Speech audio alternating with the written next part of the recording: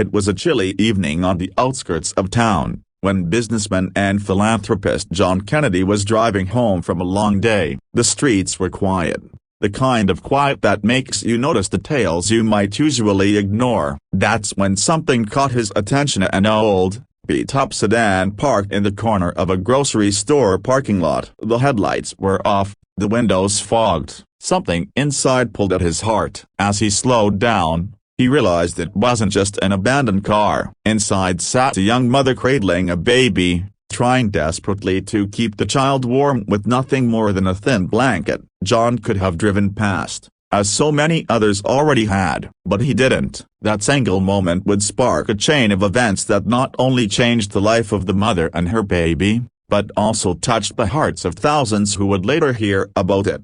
The young woman's name was Emily. At just 26 years old, she had been through more hardship than many face in a lifetime. After losing her job when the company she worked for downsized, and then being abandoned by her partner, Emily found herself with no safety net. She sold almost everything she owned to keep a roof over her baby's head. But when her savings dried up, she had nowhere left to go. The car became their only shelter, the cold nights their harsh reality. John walked up gently, not wanting to startle her. "Are you okay?"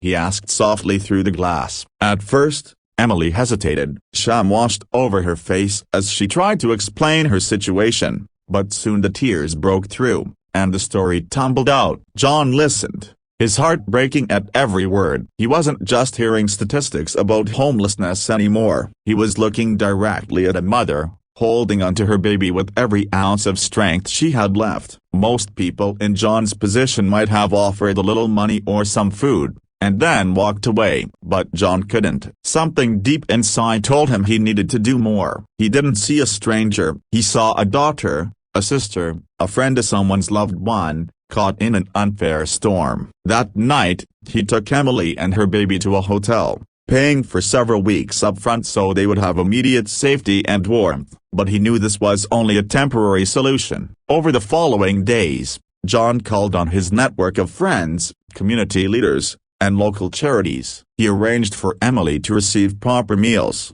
health care for her baby, and counseling support. He even helped her enroll in a training program so she could rebuild her career. It wasn't easy for Emily. She had moments of doubt, moments when she feared the world had already written her off. But John's steady presence reminded her she wasn't alone anymore. Slowly, the pieces began to come together. With housing assistance, childcare support, and newfound confidence, Emily secured a stable job within a few months. When asked later why he chose to help, John's response was simple: no mother and child should ever have to sleep in a car. Sometimes all it takes is one person to care enough to stop. Emily now shares her story publicly, not as a tale of despair, but as one of hope and resilience. She reminds others that even in their darkest nights, there can be light. Her little boy, once bundled up in the backseat of a freezing car, now laughs and plays freely in a safe home via something she once thought impossible.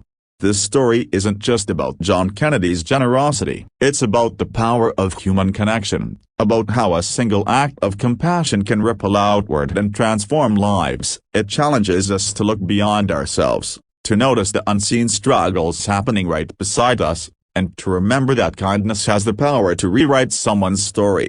So the next time you see someone struggling, remember Emily, her baby, and the night John chose to stop. Because sometimes, the smallest gesture of care can become the turning point in someone else's life. And who knows, you just might be the reason someone rediscovers hope.